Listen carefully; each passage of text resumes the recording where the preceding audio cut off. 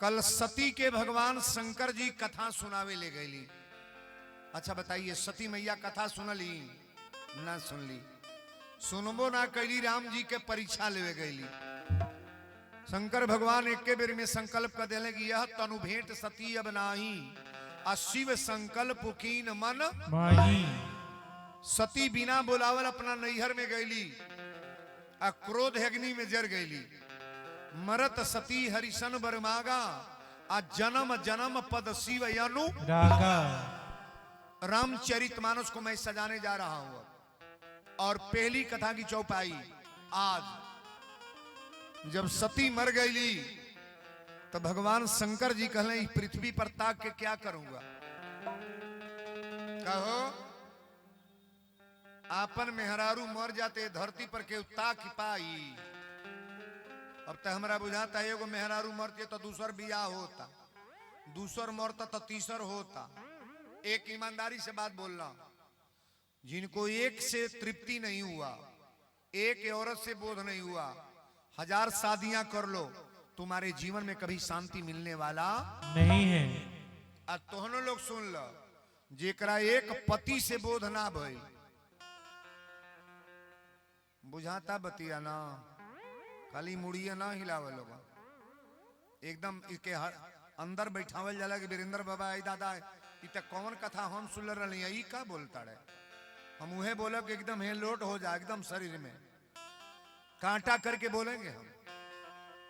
एक पति से जिनको बोध नहीं हुआ, 1000 जगह अपना तुम ऐसा कर लो, लेकिन तुम्हारे जीवन में कभी शांति मिलने वाला नहीं। अब देखिए, शंकर भगवान जब समाधि में अले तो तुलसी बाबा ये जो कथा की चौपाई में बोले जा रहा हूं कि जब ते सती जाई तनु त्यागा, तब से शिव मन भयऊ विरागा। जाई तनु त्यागा, तब से शिव मन भयउ विरागा।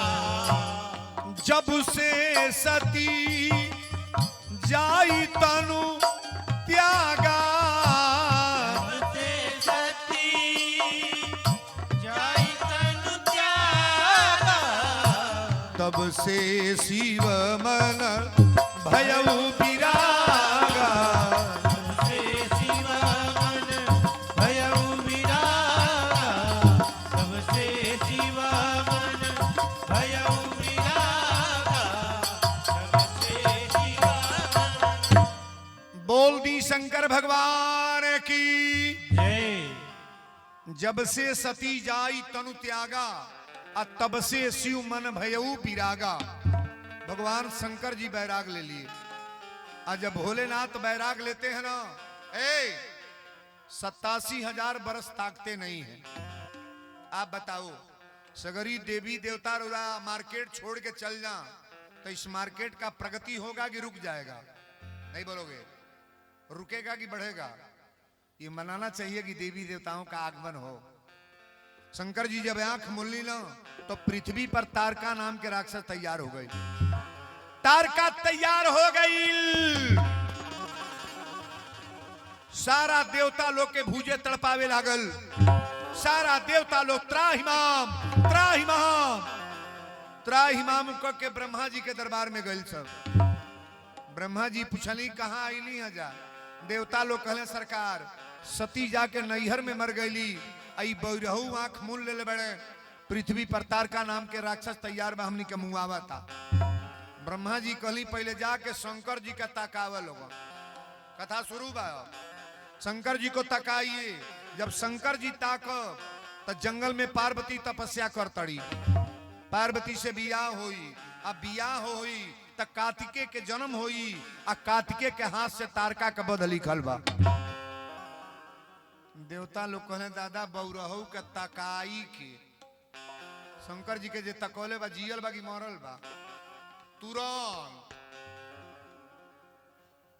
शंकर जी को तकाने वाला व्यक्ति बचता नहीं है जी। मैं मानस से बोल रहा हूं।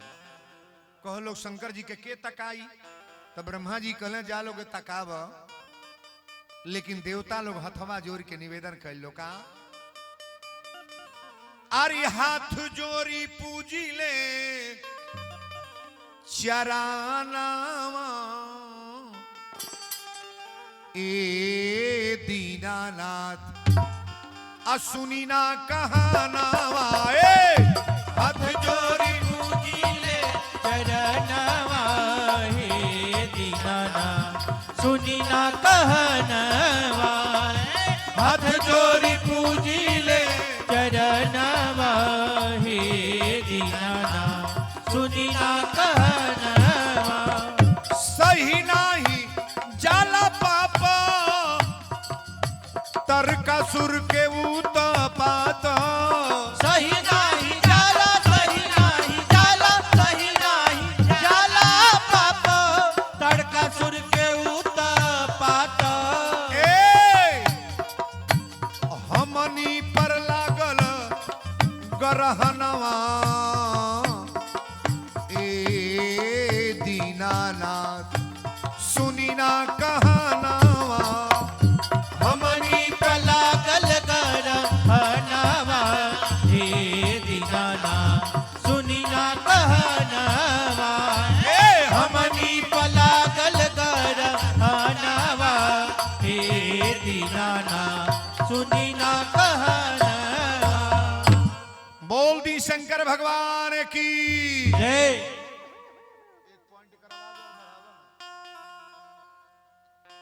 देवता लोग गईले बाबू तनी गौर से सुना। ब्रह्मा जी कली बैले जाके शंकर जी के ताकावे लोग कहो लो सरकार शंकर जी के ताकावला से हमनी का पहले तकी है आ तकले तो जे तकाई पहले मर जाई। देवता लोग कहले कि ना, ब्रह्मा जी कहले वो काम कर, कामदेव के लग जा लोग, कामदेव अगर चाहिए तो शंकर जी ताक दी है। कामदेव के लग गई लो, कामदेव से कह लो कामदेव चल के बौरहू के तका दो। कामदेव कहले हम ना जाए तकौले के पहले हम ही ताक देव। देवता लोग कहले ना चलबा तो मुक्का मुक्का मार के मुआ देव जवाब चलबा कि ना। कामदेव गई ना ताक आमे के पेड़ पर चढ़ के बड़ा भाव से सुनिएगा। सौरभ पल्लव मदन बिलोका अब भयऊ कोपी कंपे उतरिया लोका आमे के पेड़े पर चढ़ के पत्ता में छिप के आई है काम के बाण छाती पर शंकर जी के मरबे तो कैले के बाण मारल। मैं रामचरितमानस बोल रहा हूं, जिनको जहां शंका हो तुरंत आप प्रश्न करेंगे। एगो बाण लागल छाती पर, जब बाण लागल तो तुरंत टप दे शंकर जी तकली। शंकर जी के कोगो नेत्र है, कोगो 3 नेत्र है। शंकर जी जब तकले तो सजी लाइट भक दे ओकरा देही पर गईबे तो कोई केकरे शरीर पर गई कामदेव। कामदेव तुरंत जरी के मर गईले। कामदेव मर गईले। आ जब कामदेव मर गईले, जब शिव तीसर नयन उघारा आ चितवत काम जरत जय छारा। मर गईले। आ जब मर गईले तो इनका मेहरारू का नाम हो रती। हमारी बहनें आगे जो बैठी हैं थोड़ा शांति बनाओ। आप और इन बच्चों को थोड़ा डांट लो, इधर उधर ना जाए। कामदेव जब मर गए ताकब हमरा हो। कामदेव के औरत का नाम है रति। क्या नाम है? आप मानस पढ़ना। रति गली कहली हे भोलेनाथ सबकी मांगी में सेनुर भरी ले, हमके विधवा बना देली। शंकर जी कहले विधवा ना, हम तो मरबो ना कहली, हम ही के मरले बा। देख लो मड़वा के मरले रहे कामदेव। शंकर जी को मारनहार कहा गया है। हमारे भोलेनाथ तारते हैं, जो शिव हैं वही हनुमान है। आप पढ़िएगा, अभी हम बताते चलेंगे ना। जो शंकर भगवान है वही हनुमान है। कथा को बड़ा बारीकी से सुनने का प्रयास करना। रति कली की हमरा पति के मुआ दिलिए रौरा कहतनी मरली ना हुई। शंकर जी कहले हम तकली हई। अच्छा एक बात और बताइए, परमात्मा की लाठी में आवाज होती है हम लोग आपस में झगड़ा करते हैं तो आवाज आता है, लेकिन आप भोजन करके सोए या रतिये में का हो आ तो ब्रेन हेमरेज हो गई, फलाने मर गई। आज दादा फलाने के नया गौना बोले कर पतो ही मर गए। परमात्मा की लाठी में आवाज नहीं होती है। हर चीज का एक्सपायरी डेट है, खाद का, बिया का, कपड़े का, दवा का, हर चीज का एक्सपायरी डेट है। लेकिन आप बताओ शरीर का कोई एक्सपायरी डेट है? अभी हम लोग बैठे हैं, कल कौन रहेगा कोई पता है? भाटपार रानी के लोगों से मैं करबर प्रार्थना करूंगा कि जितने दिन कथा हो रही है ईमानदारी के साथ आप कथा सुन करके बताना कि वीरेंद्र बाबा कथा तो हम लोग बहुत सुने हैं, लेकिन आप जिस लाइन से बोलते हो ना ये कम लोग मिलते हैं। थोड़ा ताली बजाओ ना बढ़िया रे। शंकर भगवान कहली बताओ तोरे पति के जिंदा कह दी, कहली कि ना? कहले बैकुंठ जाओगी, कहली कि ना? तब कहले कि का करी? रति ने कहा मुझे एक वरदान आप दे दो। आप बताओ हम लोग मंदिर में जाते हैं तो कुछ मांगते हैं कि नहीं? नहीं मांगते हैं। वैसे कोई तो जैबे नहीं करेगा महाराज। यहाँ सब मांगने वाले हैं। कोई कैमरा चला के मांग रहा है, कोई साउंड बजा के मांग रहा है, कोई स्टेचर लगा के मांग रहा है, कोई कथा में बैठ के मांग रहा है, कोई प्रवचन करके मांग रहा है, कोई मंदिर में घंटा बजा के मांग रहा है, कोई पूजा करा के मांग रहा है। पृथ्वी पर किसी को बताओ जो मांगने वाला ना हो? कहो हमने के सब भीख ही मांगे। दुकान खोल कर बैठल बानी, कौन से मांगी रे दादा? देने वाला मालिक एक है। बड़ा गारंटी के साथ कथा को सुनना। रति कली की हे भोलेनाथ कोई वरदान आप दे दें। तुरंत शंकर भगवान कहले कि जब जदुबल से कृष्ण अवतारा, जब जदुबल से कृष्ण अवतारा, जदुबल से कृष्ण अवतारा, हो यही हरन महामही भारा। राम सिया राम जय जय राम राम राम सिया राम जय जय राम। जब जदुवंश कृष्ण अवतारा, कन्हैया जी का अवतार कब हुआ है? त्रेता में कि द्वापर में? ये भगवान शिव कह रहे हैं, मैं मानस का सूत्र बता रहा हूं। शंकर भगवान कहे कि देवी गौर से सुनना, जब जदुवंश कृष्ण अवतारा, अहोय ही हरन महामही भारा, कृष्ण तनय होई हन पति तोरा। तोरा। भगवान कृष्ण के पुत्र का नाम होगा परदुम्न। क्या नाम होगा? परदुम्न। अगला जन्म में तोर बियाह परदुम्न से होई। एक जमाना बन गल कि ना? भगवान जे के मरली के तार दिहले बाबू। कृष्ण तनय होई हन पति तोरा, बचन होई अन्यथा मोरा। तुम्हारे पति भगवान कृष्ण के पुत्र परदुम्न होंगे अगला जन्म में द्वापर में। लेकिन शंकर भगवान तो वरदान दे दिए। रति ने कहा अच्छा तो मुझे तो वरदान आपने दे दिया, और मेरे पति को कौन जगह मिलेगा? ये त्रेता की कथा है, जितने विद्वान हैं गौर से सुनेंगे। शंकर भगवान ने कहा आज के बाद तुम्हारे पति का शरीर नहीं होगा। त्रेता की कथा है, आज के बाद तुम्हारे पति का शरीर नहीं होगा, लेकिन कामना सबके अंदर होगा। कामदेव का नाम कभी मिटने वाला नहीं होगा। आप बताओ सबकी अंदर कामना है कि नहीं है? कामदेव की शरीर है, चाहे स्त्री हो पुरुष हो, सबके अंदर कामना है, लेकिन कामदेव की शरीर तरफ से नहीं। अब एक बात और बताइए, शंकर जी के बियाहे के अगुआ के हो? अगुआ के है जी? अरे बबिया बोलना तुम। नारद जी बियाह करौले। कहो नारद जी शंकर जी के बियाह करा दी हैं। ये आप गवैया गाने बजाने वाले के नाम से सुने हो ना? आप मानस का सूत्र पढ़ना, जो ने बेटी के बियाह ना होता उकर शादी कहीं करवा दो आप। बड़ा पुण्य मिलेगा। जिस लड़के की शादी नहीं हो रही ना, आप प्रेम से शादी करवा दो, लेकिन शादी काटने वाले का कई जन्म खराब होता है। का जानी मार्केट में केहू बिया कटवा बाग नहीं, हमारे यहाँ तक जने अब का कहीं है दादा, हमारे गाँव के बगल में बाढ़ केहू घरे बर देखा हुआ यहाँ तो अपने दुआरे पर बैठा ली, बिस्कुट चाय कटता, पूछी लोग बाबा के को लड़का बड़ा तो 2 जने बाढ़े, अतने के बियाह करे के बाद कैसन बा, कहीं लड़का तो ठीक बा लेकिन तनी पकौड़ी खाला, तेजी पकौड़ी तो सबे खाला, कहले हरदम नहीं खाई, जहिया दरुइया पियला तहिया खाला, तो कहलो दारुओ पियला आ तो हरदम दारू ना पी, जहिया जुआ में हार जाला तहिया पियला, तो कहलो जुओ खेलेला आ तो हरदम जुआ ना खेली, जहिया मोट रुपया लूट के ले आवेला तहिया खेलेला। ई बियाह काटे के पड़ल की कोटी गइल, भाट पार रानी में केहू बाग नहीं ये खोल के खल खल का लोग होई मुड़ी हिलावता ये जूते कहो को लोग बड़ा चढ़ल भनेर उतार दी। कुकर्म करे सुधन बढ़े, ई कलयुग की रीति, अंत समय ढह जात है जब बालू की भीत। शादी कभी काटने के चक्कर में न रहो, शादी करा दो। अब ताकब हमरा और कथा बड़ा विस्तार में बा।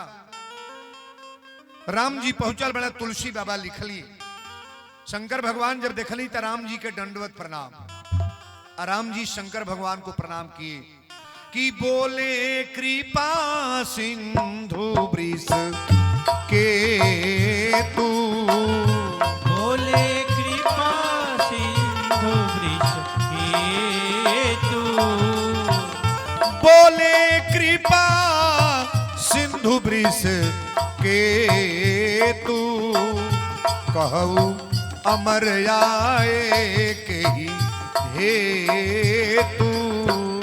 राम सिया राम जय जय राम राम राम, सिया राम जय जय राम। बोले कृपा सिंधु वृष केतु। शंकर भगवान पूछने लगे कि सरकार आने का कारण। राम जी कहले बताइए, आप अंतर्जामी हैं, हमारे शिव अंतर्जामी हैं, आप मेरे आने का कारण नहीं समझे। कहले नहीं, कारण बताइए ना। कहले सरकार आए हैं इसीलिए अब और बियाह है वो तय होता। शंकर जी कहली हमार बियाह कहवा, आ तो जंगल में तपस्या कर तड़ी, वो लड़की के नाम बा पार्वती। शंकर जी कहली फिर उहे कपारे थपई है का ए दादा, पहला जन्म में का नाम रहला सती, और दूसरा जन्म में शंकर भगवान कली सरकार सब बात मानो, शादी करने के राजी हैं मैं, लेकिन आप वादा करो कि इस युग में, इस समय में शादी होने के बाद पहले ब्रह्म पर विश्वास करेंगी कि नहीं। माता जी ने भगवान पर विश्वास नहीं किया कि ये ब्रह्म है कि नहीं है, ब्रह्म की कथा हो रही है कि नहीं। पहले आप कथा में जितने लोग आए हैं पहले विश्वास करो कि ये भगवान की कथा है। अब देखिए जो कथा आ गई, कहने की सरकार रोरा शादी करे के तैयारी बनाई। शंकर भगवान कहली कि हे, जब रौरे अगुआ बनल बनी तो हम शादी करो, शादी करो। राम जी तई लगा के चल गईले, लेकिन देवता लोग पहुंचल बालो, भोलेनाथ से कहले सरकार और बियाह करे के राजी होई ना। शंकर जी कहले कौने लड़की से, आ तो पार्वती मैया जंगल में तपस्या करतड़ी। ताली भी जाके गाली कि सब लोगवा बनी है बाराती, अरौरा दुल्हा बनी, सब लोगवा बनी है बाराती, रउआ दुल्हा बनी, सब लोगवा बनी है बाराती, रउआ दुल्हा बनी। अरे बाबा दुल्हा बनी, हे शिवजी दुल्हा बनी, अरे बाबा दुल्हा बनी, हे शिवजी दुल्हा बनी, अरे बाबा दुल्हा बनी, हे शिवजी दुल्हा बनी। तब जुड़ाई सब कर छाती, रौरा दुल्हा बनी, तब जुड़ाई सब कर छाती, रउआ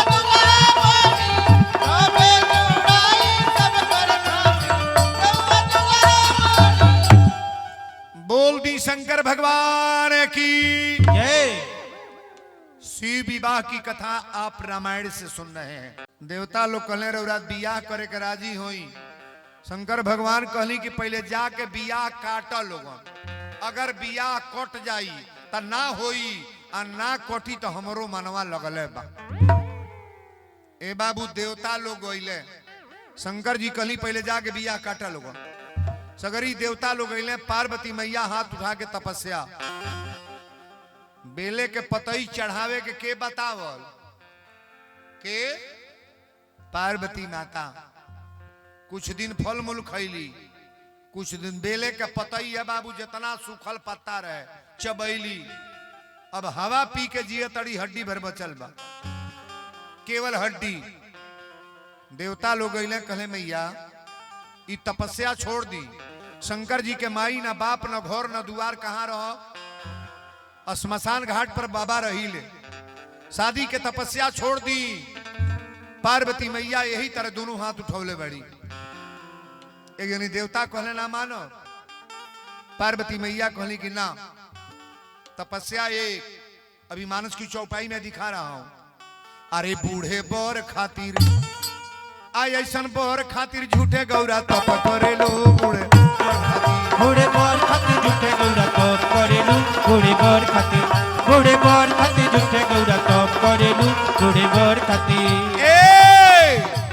रहे के घर बा दुआर नहीं बा, रहे के घर बा दुआर नहीं बा, रहे के घर बा दुआर नहीं बा। भांगी छोड़ी दूसर यार नहीं बा, भांग छोड़ी दूसर यार नहीं बा, भांग छोड़ी दूसर यार नहीं बा। बूढ़े बोर खातिर ऐसन बोर खातिर झूठे गौरा तप करेलो। बूढ़े बोर खातिर, बूढ़े बोर खातिर झूठे गौरा तप करेलू, बूढ़े बोर खातिर, बूढ़े बोर खातिर झूठे गौरा तप करेलू, बूढ़े बोर खातिर। सप्तऋषि लोग कहले कि पार्वती मैया ध्यान से सुनी, रौरा लायक भोलेनाथ ना बड़े। शंकर जी के माई ना बाप ना घर ना दुआर, कहाँ रहो? पार्वती मैया कहली चौपाई पढ़िएगा।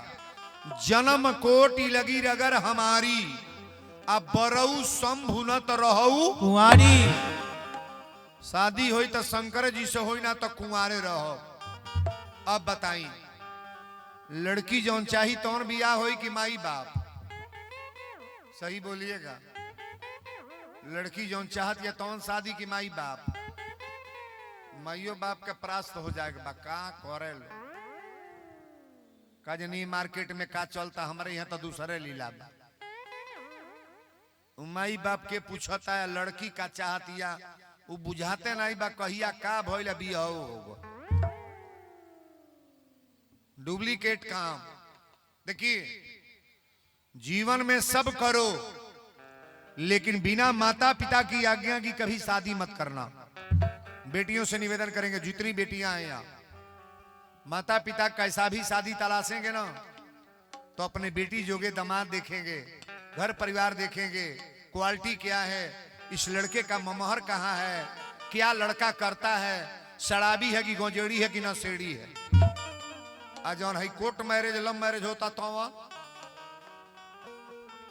हमें बुझाता लड़कियों को ले जाकर के बाहर लोग बेच दे रहे हैं। जितनी बेटियां इसमें आई हैं, कभी भूल करके बिना माता पिता की आज्ञा की शादी मत करना, तुम्हारा पूरा लाइफ खराब हो जाएगा। मैं वीरेंद्र बोल रहा हूं और बार बार इस मन से मैं बोलता हूं, सुंदर काम करोगे तो सुंदर बनोगे। सुंदर बनाने की तरीका जान लो पहले। रामायण की कथा में बहुत ज्यादा चीज नहीं है, लेकिन पहले तरीका जान लो कि क्या करना है। शिव विवाह को कितना बढ़िया मैं जमा रहा हूं, उसको ध्यान दीजिएगा आप। शंकर भगवान कहली कि बियाह अगर कट जाई तो ना होई, ना कटी तो हमरो मनवा लगल है। पार्वती मैया कहली कि जन्म कोटि लगी रगर हमारी, अब बरऊ शंभु न तो रहू कुंवारी। यानी देवता कहले ना मानबू, पार्वती मैया कहली ना मानो। अरे कैसे कटी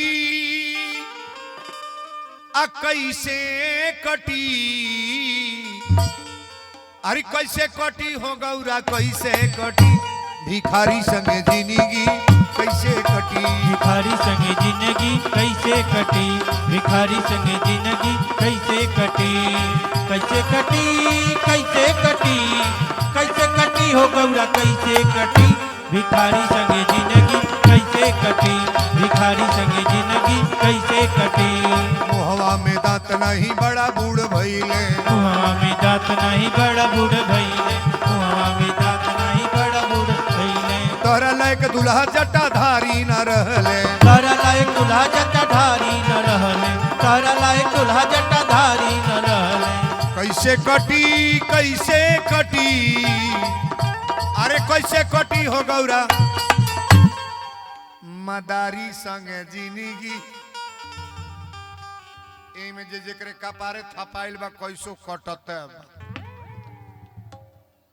का हो। नसीब अपना अपना। सीता के बियाहवा कैसने घरे भइल है, ब्रह्म है राम जी, राजा घरे शादी भइल है। बहुत लड़की कहलिए बाबा हमार मामा बियाह ठगवा दिया, हमार चाचा अगुवाई कहले हमार तकदीर खराब हो गए। चाचा मामा तुम्हारे भाग नहीं बनेंगे। सीता का विवाह कराने वाले कोई गलत थे विश्वामित्र बाबा? सीता जितना दुर्दशा सही है कोई सहेगा? सहोगी?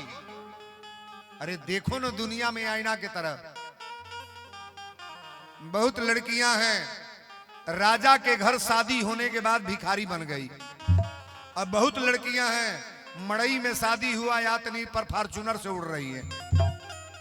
नसीब अपना अपना। तरीका पहले समझ लो। वीरेंद्र बाबा बड़ा सुंदर प्रसंग को सजाने जा रहे हैं। पार्वती मैया कली अच्छा तो पहले तू लोग अपन गोड़ हटावे जिससे चल जा। जन्म कोटि लगी रगर हमारी, अब बरऊ शंभु न तरहु कुंवारी, तजऊ न नारद कर उपदेशु, आप कहूं सतबार महेशु। अगर शंकर जी आके कहे बियाहवा नहीं करत तो इनका पीछा छोड़ब ना। देवता लोग गईले कहले बाबा इरा और बियाह तक कटे वाला ना बा। शंकर जी कहली ये तरह मनाई ना। नारद जी के बोला लोगन सजी ब्राह्मण वैदिक उनका दरवाजा पर जा लोगन के करी। पार्वती के माई के लोग, माई के नाम का नाम बा? मैना। मैना का नाम हो? पार्वती माई के नाम? अरे न वो तो लोग का पढ़ावे परी हो दादा। मैना के लग गई लोग। मैना जब नारद जी के देखली तो कहली बाबा दंडवत। कहां से? नारद जी कहले रे बेटी के बियाह तय हो गए, लौकिक का परलौकिक मैं दोनों दिखा रहा हूं। कली कहां बियाह होता? अत कैलाश पर्वत पर मकान बा, 5 गो घर बा। शंकर जी का कहीं घर बा? चापत है नारद जी।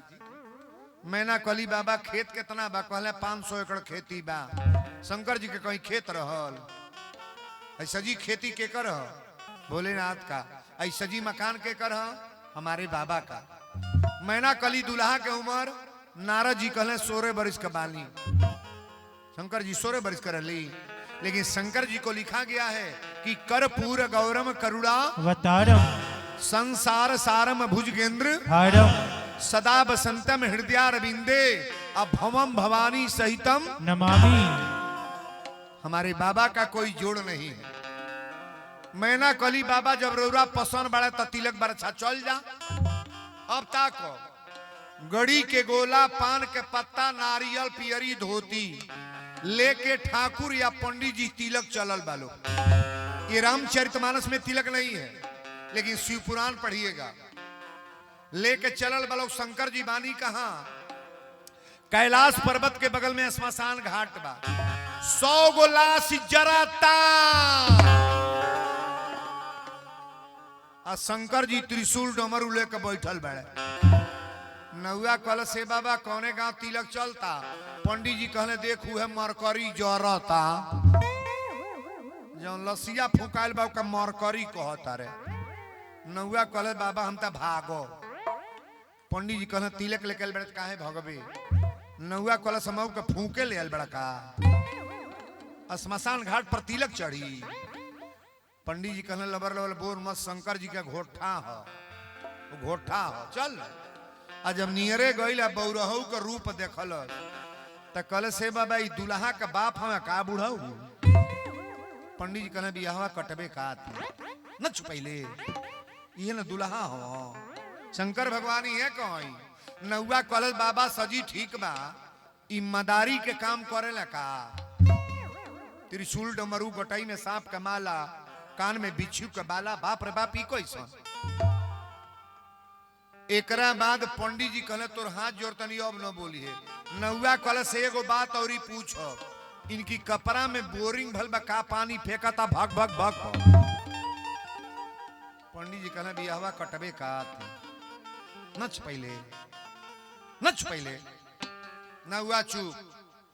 हमनी घरे तिलक आवत आ चाहे बारात ते बूढ़ा लोग के सीट मिलता गीत गावे के ढकेल के हो कोठरी में भेज देताड़ी से। 3 गो पार्टी बनेला छोटकी छोटकी कोठा पर चढ़ जाइए सो भाट पर रानी के लोग सुनी। अब बूढ़ा पार्टी अलगे ढकेलाइल बा आ झुमका टीका वाला अलगे सजल बाल। 3 पार्टी। वीरेंद्र बाबा देखब कितना बढ़िया सजावे जाता रहा। पहले झिनकी झिनकी गावेली सो कि बर बर बटुला मंगली दिल्ली के कारखाना से बर बर बटला मंगली दिल्ली के कारखाना से बर बर बटला मंगली दिल्ली के कारखाना से बड़ बड़ बटुला मंगली दिल्ली के कारखाना से बड़ बड़ बटला मंगली दिल्ली के कारखाना से बड़ बड़ बटला मंगली दिल्ली के कारखाना से। अगुआ साला पंचर भइल महंगी के जमाना से अगुआ साला पंचर भइल महंगी के जमाना से अगुआ साला पंचर भइल महंगी के जमाना से। बर बर बटुला मंगली दिल्ली के कारखाना से अगुआ साला पंचर भइल महंगी के जमाना से। ई त छोटकी छोटकी गौली है। अब तन बुढ़िया पार्टी कड़ेरे गई है लोगन भगवान भोलेनाथ के बियाह होके जाता। चाप के गाना है कि आज मोरी शिव जी के तीला का आयो। जितना पर तू लोग आवा तड़ना हमरे पर इतना पर हमरे यहाँ संझा पराती होला। बियाहवा के सगुनिया उठा जाई तो 4 गो बूढ़ी सरवा में बढ़ जाइए से आ शुरू कर दी है आहो आहो सांझागो साईं त केही तू है नहीं गवाला। ऐसे विपत पर जाला भिनसा हरावा कोनो झोटवे खोल के बैठल बा कोनो के साल होने गिरी आता। आ शुरू कर दी सो हे भोरा भइला भी ए चाची तो ही कढ़वा हमारा घूमटा होता। हे भो तन चदरवा ले ले बेसी मन लगता। हे भो एक के गीतिया मरिया कुल चौपट को के धो दिए आ होशियार की है तर गई है। हे भोरा भइला भीनो सहारा इरैया का बोले ले हे जाई जा गई हा देविया मैया शोभा घरे मंगला हे जाई जा गई हा बरम बाबा सुभग। वही में एकला नौरी गावली सो हे बाढ़े को अवानी दे के नाई हारा को अवानी दे के नहीं गवाला। वीरेंद्र बाबा नक्शा बदल दी है एकदम बुझा जाए कि हाँ बियाह होता। बोलो कस के जे कबो नहीं गौले बाबू को घोटई अब खुल जाई ओई में आऊं आऊं हो करत। असल में ये गीत गवात नहीं बाबी कुल गाना कहीं ना गवाता। अब वीरेंद्र बाबा ही गावे जाता ना। पिक्चर के नाम है गंगा जमुना सरस्वती। तिलकहरू को मेरा नमस्कार है। आंगन में तेरा इंतजार है। दिल कहरू को मेरा नमस्कार है। आंगन में तेरा इंतजार है।